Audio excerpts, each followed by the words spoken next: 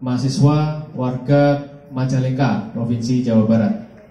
Untuk tersangka ada 2, namun yang masih berhasil diamankan ada 1 orang yang di depan kita semua atas nama Mawardi bin almarhum Asmat, warga Cilincing, Kota Jakarta Utara. Kerugian kendaraan bermotor roda 4 merek Honda HR-V dan uang sejumlah Rp4.500.000. Untuk saksi-saksi, teman dari korban atas nama Nurwulan. Jadi kronologis kejadian, pada tanggal 4 Oktober 2023 korban bersama temannya pergi ke kota Semarang untuk menemui pelaku yang bernama Jimmy. Sesampainya di Semarang, korban bersama dengan temannya janjian dengan pelaku bertemu di Mall Ciputra. Setelah makan bersama, kemudian langsung check-in di hotel. Jadi untuk korban ditempatkan di kamar nomor 916 dan rekannya atas nama Nurwulan ditempatkan di kamar nomor 504. Selanjutnya antara korban dengan pelaku berada di kamar 916. Pada saat korban selesai mandi dan tidur di kasur, tiba-tiba pelaku langsung menodongkan pisau kepada korban dan juga memborgol tangan korban. Kemudian menyuruh korban untuk mentransfer sejumlah uang Rp4.500.000 ke rekening milik rekan dari pelaku. Setelah itu pelaku atas nama Mawardi datang menyusul ke hotel, langsung naik ke lantai 9, masuk ke kamar 916. Kemudian diperintahkan oleh pelaku atas nama Jimmy untuk menjaga korban supaya tidak kabur dan tidak teriak. Kemudian pelaku Jimmy memborgolkan tangan korban dengan tangan pelaku Mawardi. Kemudian pelaku Jimmy meninggalkan kamar hotel dengan membawa STNK mobil dan kunci mobil milik korban. Kemudian menjanjikan untuk kembali setelah 3 jam. Namun sampai pagi hari pelaku Jimmy tidak kembali. Kemudian karena pelaku Mawardi ketakutan karena temannya mencari korban, selanjutnya temannya naik ke kamar 916 bersama dengan resepsionis hotel untuk membuka paksa kamar tersebut. Setelah dibuka, pelaku Mawardi bersama dengan korban masih dalam kondisi terborgol. Kemudian setelah itu dibuka borgolnya, kemudian bersama-sama turun ke arah lobi hotel, kemudian pelaku Mawardi lari. Waktu penangkapan, tersangka Mawardi diamankan di pintu masuk tol Brebes pada hari Kamis tanggal 5 Oktober sekira pukul 3 sore. Untuk barang bukti, 1 buah pisau, 2 buah borgol, 1 buah tali tambang, 1 lembar STNK, KBM roda 4, dan alhamdulillah untuk kendaraan sudah berhasil diamankan di Klaten.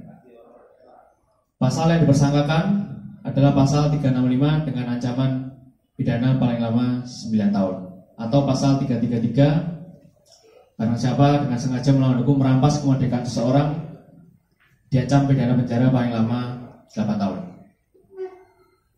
Itu yang bisa saya sampaikan terkait dengan informasi tindak pidana pencurian dan kekerasan. Ada yang mau ditanyakan? Ya, antara pelaku dengan korban ini ada yang mengenalkan, kemudian janjian di Semarang. Seperti itu. Sebelumnya belum pernah ketemu. Jadi tersangka Mawardi ini awalnya juga tidak mengetahui maksud dan tujuannya ketika dia disuruh menyusul ke Semarang. Namun setelah sampai di hotel, dia diperintahkan untuk menjaga korban supaya tidak berteriak maupun supaya korban tidak kabur dari kamar. Seperti itu. Kami juga sudah menyebarkan DPO ke jajaran. Infonya bahwa pelaku ini juga sudah berulang kali melakukan tindakan yang serupa, dan juga salah satu DPO di Jakarta juga, dan sudah pernah masuk residivis di Jogja untuk pelaku utamanya. Dua kamar. Yang bayar saudara Jimmy, pelakunya. Oh, misalnya sama Jimmy itu kenal teman apa mas? Saya kenal dari dalam LP. Oh, masuk Setahu saya dia kasus ya seperti itu juga kasus. Di LP mana? Saya kenal di LP Cekungan, Jogja. Tahun? Tahun saya masuk tahun 2019. Kenal dia di 2019. Iya, saya kenal dia di dalam aja. Kamu sama Jimmy berapa kali melakukan hal itu?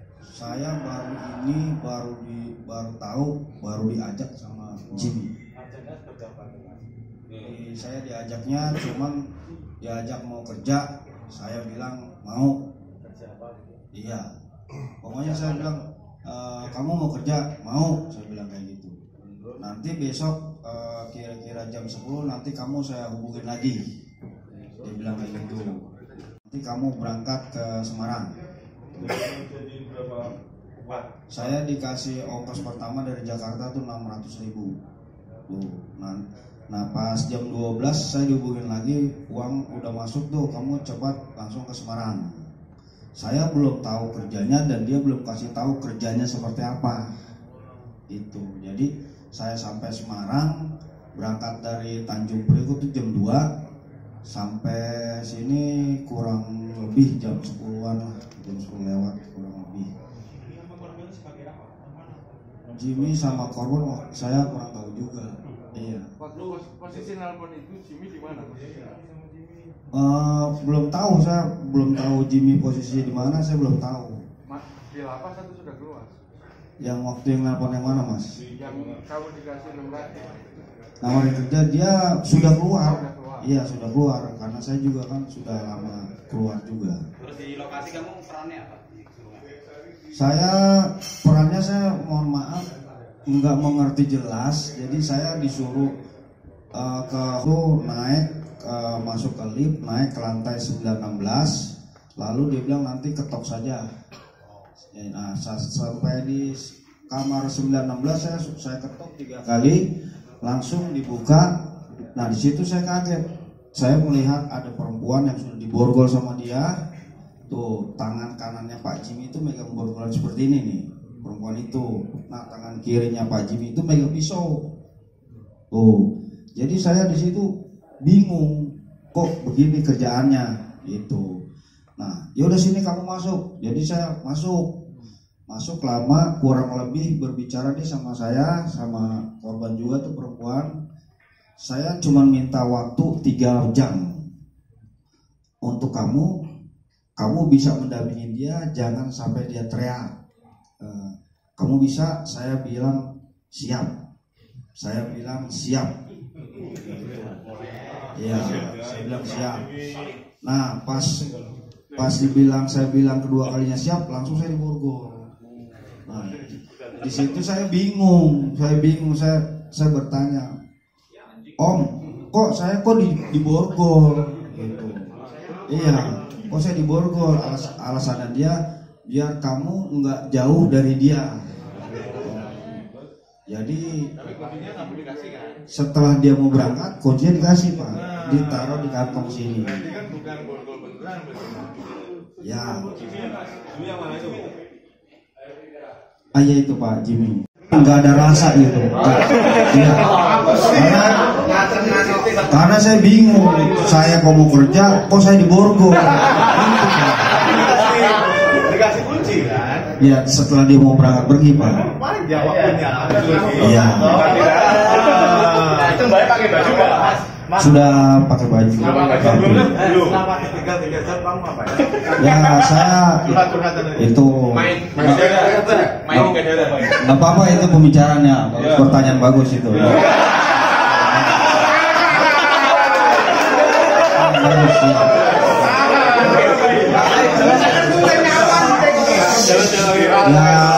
ya mudah-mudahan Mas semua percaya dengan omongan saya, karena manusia tuh gampang membohongin orang lain, terus sampai kapan kita ngebohongin diri kita sendiri. Ya, jadi saya cuman hanya berbicara sama dia, nanya domisili dia, dan dia pun nanya domisili saya. Nah, itu bukan 3 jam Pak, itu lebih, sampai jam 5:30. Itu nggak makan enggak? Cuman hanya minum aja Pak. Kamar mandi. Kamar mandi saya Dua kali. kalau nggak salah nganterin itu 3 kali dia masuk kamar mandi. Karena borgolnya itu 2 Pak. Borgolnya 2 tuh jadi panjang. Jadi Berarti tetap ikut bisa dong. bisa Pak. Maaf Pak.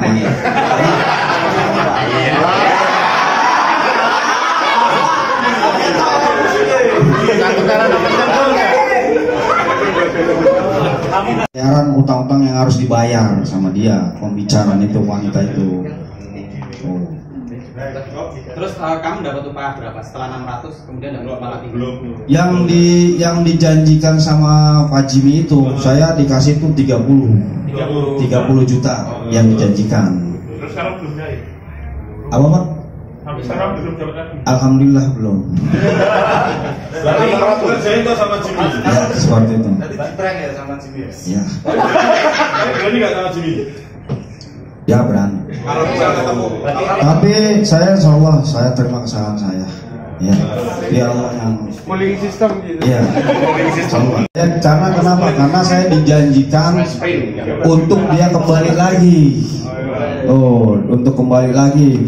Dan kalau dia telepon saya, dia selalu video call. Dan jadi dia melihat saya dan melihat wanita yang. Kalau nggak salah dari saya masuk sampai dia minta waktu, sampai 5:30 kalau nggak salah 3 atau 4 kalau nggak salah Pak. Berarti kenapa kamu kok lari setelah pas? Ya itu saya bilang saya nggak munafik. Ya saya ada kesalahan, saya ikut serta di dalam itu, apa yang diperintahkan saya ikutin, itu aja yang saya ingat kesalahan saya. Jadi setelah saya keluar dari situ saya berusaha untuk lari karena saya sadar saya tak ada salah saya. Tuh apa yang diperintahkan itu saya turuti, sedangkan saya di borgol saya dikasih kunci. Di situ kesalahan saya. Mbak itu nggak tahu kalau kamu dikasih kunci. Mbak itu tahu. Tahu Mbak itu. Mas tanggal berapa Mas kejadiannya? Nah, karena saya tahunya memang di dalam udah dia bikin cerita seperti itu. Kamu yang masuk kasus apa? Saya kasus 363 Pak. Iya. Jadi